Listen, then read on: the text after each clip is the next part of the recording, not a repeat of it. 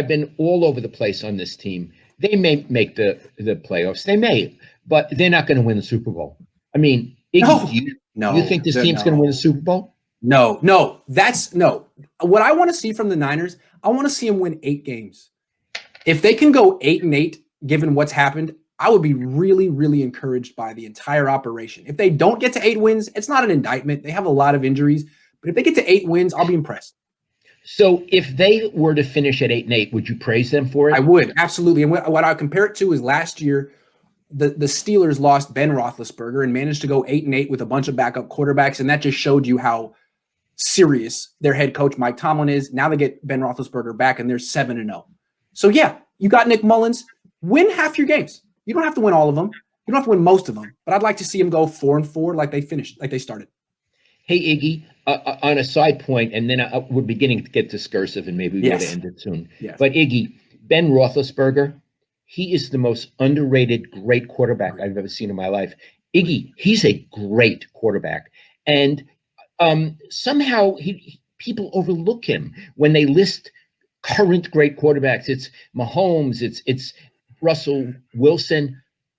I got to tell you, this guy, I watch him play. He's a big bruising guy, and you feel that he'll be unsubtle. He's very subtle, and he can throw long, and he throws beautiful short passes, timed perfectly. I love to watch him work. He's as good as any quarterback in the league. And I think that when you say he's one of the more underrated quarterbacks, you could argue that he's a better quarterback all time than Drew Brees. Like, Drew Brees got to play. He was good for the Chargers, and then he went to the Saints and got to play for Sean Payton. And that's the two of them worked really well together. And Drew Brees doesn't have the strongest arm. He plays in a dome. Didn't do great in the playoffs. In the colder weather, his arm doesn't necessarily translate. Ben Roethlisberger played for the Steelers, which are pretty prosaic they don't have cutting-edge offensive coordinators over there. He's played for a lot of different offensive coaches, and he's always been great. He makes everyone good. He's tough. He gets hurt and plays through it. He's missed time and come back. He's still good at this age. I think he's one of the best quarterbacks of his era and as good as anyone. I mean, really, you could make the argument that he was better than Peyton Manning. I mean, Peyton Manning was great, but Peyton Manning only won 1 Super Bowl. He won 2. Roethlisberger won 2 as well. Have you ever met Roethlisberger? Never. I never have either. I haven't talked to the Pittsburgh people about what he's like to cover. I have no idea, so I don't have any personal feelings about him, but I love the way he plays. I do. And you know what? 2 other things, Iggy. He's extremely patient, and when things go bad, it doesn't bother him. Oh, Dad, do you remember when we went to Pittsburgh in 2015? It was week 2 of the Tom Sula era, and we watched Ben Roethlisberger in person. What a player. He made some – I remember watching that game saying, I've never seen someone make such precise downfield throws in my life. He makes it look so easy. And then afterward, Jim Tom Sula went around. No, hold on. I want to build up to this. Tell our fans what happened after they got beat. Like and 48 it was the game of the season. We were in the locker room, the post-game locker room. Tell our viewers what happened. So the Niners were 1-0. They had won their first game of the season. They went to Pittsburgh. Jim Tom Sula was feeling really good. People locally and nationally were saying the Niners made the right call, getting rid of Jim Harbaugh. I don't know if the Niners were even expected to win that game. They get humiliated. They can't stop the Steelers at all. On offense, they scored like 14, 17 points. And this is Jim Tom Sula's first loss. This is his first humiliation as a head coach. So we saw him in the locker room. He went in the Pittsburgh road locker room, and what did he do, Dad? He went to every player at his locker, shook his hand and goes, nice work. Yeah, good going, nice work. And he went to Staley, because you and I were amazed, and we'll come back to why we were amazed, but we're just watching this performance. And then he goes to Staley and he pats him and he's a big guy, and good going. Staley gave him a look like, what in the world are you talking about? We just lost the game. Right? That's how I remember it too. And then when Tom Sula went away, Staley's like looking around like to other players like, did you see this? Did you freaking see this? Can you freaking believe it? And the way I saw it was, it might have been something that Tom Sula did when he was a defensive line coach.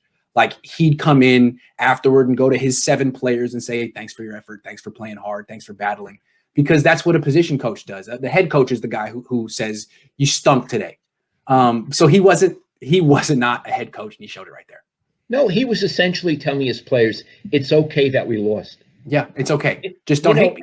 it's Like a me. war. It's a war game. Of course, it's not war. I know that, but it's a war game, and you're supposed to be angry after you lose. And Iggy, remember, I was going to write something, but then when we were standing there, I saw this. I said, "This is the column. Here's the guy essentially say it's okay. It's okay. I'll give you a lollipop. I hope your feelings aren't hurt." That was what it was like. And I wrote, "This guy's never going to be a good coach," and and he was a joke. I remember we went out to dinner after the game with a bunch of writers, and you explained what you write, and you were very proud. You're like, I was gonna write this, but then I saw this, and I was like, that's the column right there. And a bunch of the writers at the dinner were like, gee, that's a low blow, Lowell. That's not fair. It's his first loss. You're reading way too much into it. I think people still thought he was going to be a success. Yeah. The attitude at the dinner was like, gee, there's Lowell again taking a cheap shot at a guy who doesn't believe it, doesn't deserve it. Well, the butcher, he wasn't even the butcher at that point. No, you were going easy. But you know what I thought when we were at dinner in this square, I remember, and they were saying, "Gee, it's way too soon to write that." And I thought, well, it's exactly the right moment. I also thought to use a little Yiddish, Kishman Tuchas, which means essentially, hold on, Kishman Tuchas, which my mother used to say to me means kiss my butt. One more thing. They were getting on you for that article. I'm not going to say who wrote it, but going into that game. Oh, God. One of the beat writers. Yeah. Got a one-on-one interview with Jim Tomsula's barber. Right. Freaking barber, and interviewed him about what Jim Tomsula likes when he's getting his hair cut.